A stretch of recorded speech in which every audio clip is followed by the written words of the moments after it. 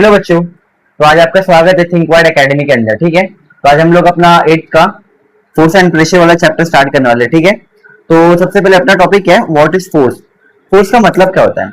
जैसे अगर कोई ऑब्जेक्ट है, किसी ऑब्जेक्ट को हम लोग को अगर अपनी तरफ लाना है तो हम लोग उसको क्या करेंगे, अपनी तरफ खींचेंगे। या कोई ऑब्जेक्ट है जिसको हम लोग अपने से दूर करना चाहते हैं तो उसको हम लोग क्या करेंगे, पुश करेंगे। तो फोर्स का वही डेफिनेशन होता है कि push or pull on an object is known as force. ठीक है, तो किसी भी ऑब्जेक्ट को अगर हम लोग को अपने अपने से दूर या अपने से पास लाना पड़ेगा तो हम लोग उस पर क्या अप्लाई करेंगे, फोर्स। तो इसको क्या बोलेंगे, एनी, इसको हम लोग क्या बोलेंगे, any push or pull on an object is known as force. समझ आया? जैसे यहाँ पे एक लड़का है, ये लड़का क्या कर रहा है, ये ऑब्जेक्ट को पुश कर रहा है, अपने से दूर कर रहा है, पुश कर रहा है। तो पुश करने के लिए क्या लगा रहा है, ये फोर्स लगा रहा है। तो समझ आया फोर्स क्या होगा? अपने से दूर किसी ऑब्जेक्ट को पुश कर रहे हैं तो उसको हम लोग क्या बोलेंगे, फोर्स बोलेंगे। और अपनी तरफ किसी को खींच रहे तो उसको हम लोग क्या बोलेंगे, फोर्स बोलेंगे। ठीक है, फिर आता है क्या, कॉन्टैक्ट और non contact force. Contact force और नॉन कॉन्टैक्ट फोर्स का फर्क क्या होता है? कॉन्टैक्ट फोर्स में जिसमें हम लोग डायरेक्टली किससे अटैच होते हैं। जैसे यहाँ पे ये जो है, यहाँ पे ये बॉक्स है, ठीक है, ये बॉक्स है, ये लड़का जो डायरेक्टली अटैच है तो इसको पुश कर रहा है, इसको हम लोग क्या बोलेंगे, कॉन्टैक्ट फोर्स बोलेंगे। क्या बोलेंगे हम लोग इसको, कॉन्टैक्ट फोर्स बोलेंगे। बट ऐसा फोर्स जिसमें हम लोग डायरेक्टली अटैच ना हो। ठीक है, फॉर एग्जाम्पल कैसे, ग्रेविटेशनल फोर्स है। अगर ऊपर से कोई ऑब्जेक्ट नीचे की तरफ आ रहा है तो उसको हम लोग का टच होगा क्या, हम लोग इसमें कुछ टच कर रहे हैं क्या, उसको नहीं कर रहे, बट वो नीचे आ रहा है, नीचे आ रहा है, नीचे आने में उसको कोई फोर्स लग रहा है, बट कौन सा फोर्स लग रहा है उसके अंदर, ग्रेविटेशनल फोर्स। तो उसको हम लोग क्या बोलेंगे, उसको हम लोग क्या बोलेंगे, नॉन कॉन्टैक्ट फोर्स बोलेंगे। ठीक है, एग्जाम्पल क्या आएगा, ग्रेविटेशनल फोर्स, ग्रेविटेशनल फोर्स। या फिर मैग्नेटिक फोर्स, जो मैग्नेट के बीच में जो फोर्स लगता है, मैग्नेटिक फोर्स, उसको हम लोग क्या बोलते हैं, वो भी नॉन कॉन्टैक्ट फोर्स होता है। बिकॉज इसके अंदर हम लोग का कोई हेल्प होता है क्या, नहीं होता है, खाली मैग्नेट के बीच का जो अट्रैक्शन या रिपल्शन होता है इसकी वजह से जो फोर्स लगता है उसको हम लोग क्या बोलते हैं, उसको हम लोग क्या बोलते हैं, ग्रेविटी, उसको हम लोग क्या बोलेंगे, नॉन कॉन्टैक्ट फोर्स। तो क्या होगा, ये मैग्नेटिक फोर्स हो जाएगा, मैग्नेटिक फोर्स। और क्या होता है, इलेक्ट्रोस्टैटिक फोर्स। ये भी क्या होता है, ये नॉन कॉन्टैक्ट फोर्स ही होता है, इलेक्ट्रोस्टैटिक फोर्स। ठीक है, और कॉन्टैक्ट फोर्स का एग्जांपल क्या रहेगा अपना, जैसे मस्कुलर फोर्स हो गया।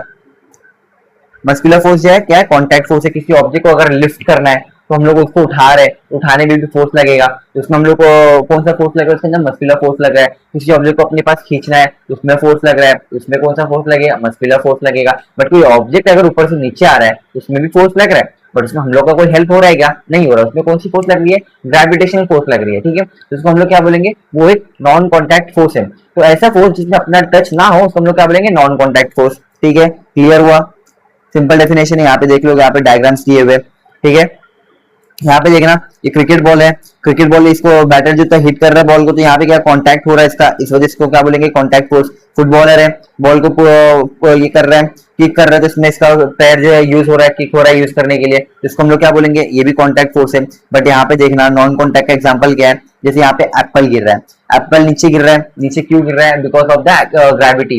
ग्रेविटी क्या, ग्रेविटी भी एक फोर्स होता है, बट ग्रेविटी के से अगर कोई चीज नीचे आ रही है इसको हम लोग क्या बोलेंगे, नॉन कॉन्टैक्ट फोर्स है। ये मैग्नेट है, ठीक है, बट मैग्नेट की वजह से जो ये नेल्स है, नेल्स के अपनी तरफ अट्रैक्ट हो रहे हैं, तो अट्रैक्ट किसकी वजह से हो रहे हैं, because of the magnetic force. Magnetic force जो होता है ये क्या है, नॉन कॉन्टैक्ट फोर्स हुआ। ठीक है, नॉन कॉन्टैक्ट फोर्स। जैसे यहाँ पे बलून है, ये है, तो ये इसके अंदर बीच में कौन सा फोर्स लग रहा है, इलेक्ट्रोस्टैटिक फोर्स लग रहा है। कौन सा लग रहा है, इलेक्ट्रोस्टैटिक फोर्स लग रहा है। ये क्या है, नॉन कॉन्टैक्ट फोर्स होता है। ठीक है, यहाँ तक क्लियर हुआ? अब हम लोग क्या देखते हैं, बैलेंस फोर्स देखते हैं और अनबैलेंस्ड फोर्स देखते हैं। बैलेंस फोर्स का मतलब ये होता है कि ऐसा फोर्स जो एक साइड से, अगर जैसे अभी यहाँ पे ना ऑब्जेक्ट है, ठीक है, ये ऑब्जेक्ट है और यहाँ से एक पर्सन है फोर्स लगा रहा है और यहाँ से एक पर्सन फोर्स लगा रहा है, तो फोर्स तो दोनों साइड से लग रही है। ठीक है, फोर्स दोनों साइड से लग रही है, बट क्या हो रहा है कि यहाँ का जो फोर्स लग रहा है ना, ये वाला फोर्स इसको कैंसल आउट कर दे रहा है। तो ये ऑब्जेक्ट जहां है वहीं का वहीं रुक जा रहा है, ये ऑब्जेक्ट जहां है ये वहीं का वहीं रुक जा रहा है। क्यों रुक जा रहा है, बिकॉज दोनों साइड से जो फोर्स लग रहा है ना, दोनों क्या है, इक्वल है। तो जब दोनों साइड से जो फोर्स लग रहा है ऑपोजिट डायरेक्शन के अंदर वो इक्वल है, उसको हम लोग क्या बोलेंगे, बैलेंस्ड फोर्स बोलेंगे। समझ आया? अगर फॉर एग्जांपल यहाँ से अगर ये 5 न्यूटन का फोर्स लग रहा है, यहाँ से भी 5 न्यूटन का फोर्स लग रहा है, तो दोनों क्या है, एक दूसरे को कैंसिल आउट कर दे रहे हैं, इस वजह से जो फोर्स जो है नेग्लिजिबल हो जा रहा है और ऑब्जेक्ट मूव नहीं कर रहा है। इसको हम लोग क्या बोलेंगे, ये बैलेंस्ड फोर्स है। कौन सा फोर्स है, बैलेंस्ड फोर्स है। ठीक है। बट अनबैलेंस फोर्स कब होगा? फॉर एग्जाम्पल अनबैलेंस फोर्स यही होगा जैसे अगर यहाँ पे ये ऑब्जेक्ट के ऊपर 15 न्यूटन का फोर्स लगा रहा हूँ ये साइड से और 5 न्यूटन का फोर्स लगा रहा हूँ ये साइड से, तो ये अनबैलेंस है, एक साइड से 15 न्यूटन लग रहा है, एक साइड से 10 न्यूटन लग रहा है, तो 15 न्यूटन वाला क्या रहेगा, वो ज्यादा रहेगा, इस वजह से वो 5 न्यूटन वाले को कैंसिल आउट करके 15 न्यूटन की साइड से वो ऑब्जेक्ट मूव करेगा। तो ऑब्जेक्ट कौन सा साइड मूव करेगा? ये साइड मूव करेगा। समझ आया? क्यों मूव करेगा? बिकॉज ये साइड जो फोर्स लग रहा है वो क्या है, ज्यादा है एज कम्पेयर टू ये वाले साइड। समझ आया? बैलेंस फोर्स और अनबैलेंस फोर्स का मतलब क्या होता है कि ऐसा फोर्स जो दोनों साइड से इक्वल मैग्नीट्यूड का हो, ऑपोजिट डायरेक्शन में हो और उसका मैग्नीट्यूड क्या हो, इक्वल हो, तो और उसको क्या बोलेंगे हम लोग? बैलेंस फोर्स बोलेंगे। और अनबैलेंस फोर्स का मतलब क्या होता है कि डायरेक्शन ऑपोजिट हो बट उसमें मैग्नीट्यूड क्या हो, इक्वल ना हो। ठीक है, यहाँ पे क्या लिखेंगे? Opposite direction but unequal magnitude. ठीक है, इसको हम लोग क्या लिखेंगे? Same direction and sorry same direction नहीं, ऑपोजिट डायरेक्शन आएगा। ठीक है, ऑपोजिट डायरेक्शन, सेम नहीं होता है, ये ऑपोजिट होता है। क्या होगा? ये ऑपोजिट डायरेक्शन होगा, opposite direction and equal magnitude. Magnitude क्या रहेगा? इक्वल रहेगा, तो इसको हम लोग क्या बोलेंगे? ये कौन सा फोर्स है? बैलेंस फोर्स है। बट डायरेक्शन ऑपोजिट है और मैग्नीट्यूड इक्वल नहीं है, उसको हम लोग क्या बोलेंगे? अनबैलेंस्ड फोर्स है। ठीक है, इसका एग्जांपल यहाँ पे डायग्राम में देखते हैं। ठीक है, तो डायग्राम में क्या है कि डायग्राम में देखो ये ऑब्जेक्ट है, यहाँ पे जैसे मैंने बोला पुश करने वाला। ठीक है, तो ये भी क्या कर रहा है? पुश कर रहा है इसको। ये साइड से भी एक फोर्स लग रहा है और ये साइड से भी एक फोर्स लग रहा है। इसकी वजह से क्या है, ये ऑब्जेक्ट यहीं का यहीं है, इस वजह से क्या हुआ, इसके पास कौन सा फोर्स लगा? बैलेंस फोर्स लगा। जैसे यहाँ पे अगर ये मिरर है, ये इमेज लगा हुआ है, ठीक है, नीचे कौन सा फोर्स लग रहा है? ग्रेविटेशनल फोर्स लग रहा है। और ऊपर कौन सा फोर्स लग रहा है?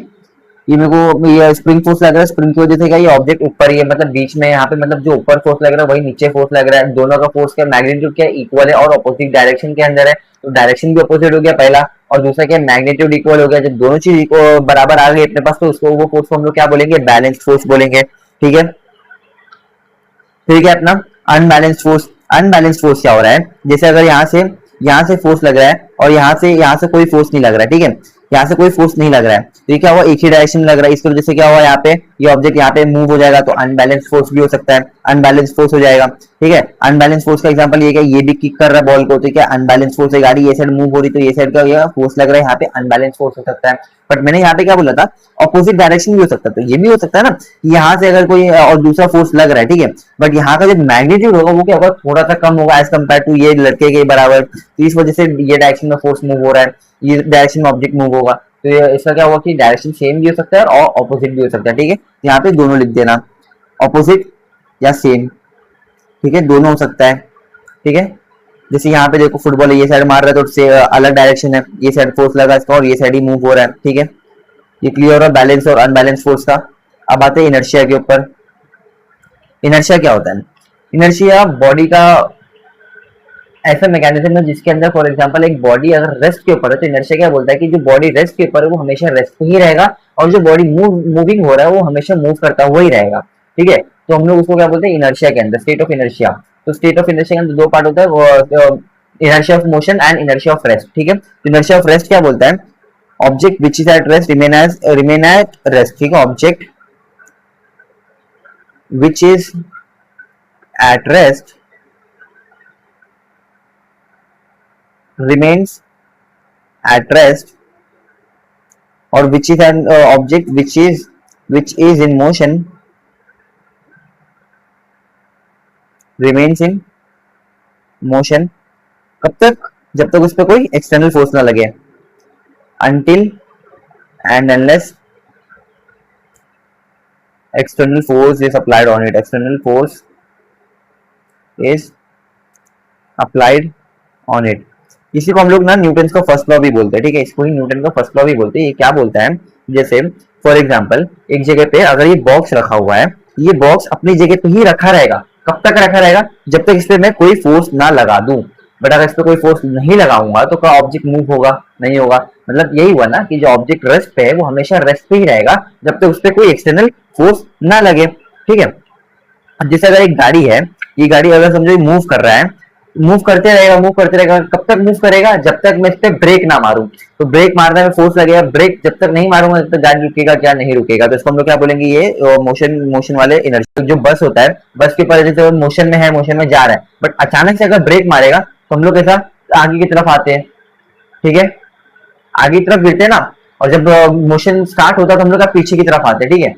जब मोशन स्टार्ट होता है हम लोग पीछे की तरफ आते हैं, और जब ब्रेक मारते हैं तो हम लोग आगे की तरफ जाते हैं। सेम वही ऑपोजिट डायरेक्शन में होता है। और अगर बस ड्राइवर जो है अगर राइट टर्न लेगा तो अपनी बॉडी लेफ्ट की तरफ जाती है, और अगर लेफ्ट टर्न लेगा तो अपनी बॉडी किसकी तरफ जाती है? राइट की तरफ जाती है। समझ आ रहा है ये चीज? तो क्या होता है? अपोजिट डायरेक्शन के अंदर आता है। तो अपनी बॉडी कैसी फिक्स होती है। यहाँ पे भी वही बोल रहा है, इनर्शिया के अंदर वही होता है। जो अपनी जो बॉडी थी ना वो रेस्ट के अंदर थी, बट अगर मोशन, अगर बस का मोशन हो रहा है तो अचानक से हो रहा है, इस वजह से अपना बॉडी जो था अपोजिट डायरेक्शन में वो मोशन को फील करता है पहले। समझ आया चीज? इसको ही क्या बोलते हैं हम लोग? इनर्शिया बोलते हैं। अपना अगला टॉपिक है प्रेशर है। बट मैं सोचा प्रेशर को हम लोग ना नेक्स्ट लेक्चर के अंदर कर लेते हैं। नेक्स्ट लेक्चर के अंदर प्रेशर जो है, प्रेशर और लास्ट तक जो वो टॉपिक है एक साथ क्लियर कर लेंगे। अभी के लिए इतना ही रहने देता हूँ, ठीक है। अभी इसके अंदर कुछ रहेगा डाउट तो पूछ लेना, मैं समझा दूंगा वापिस, ठीक है।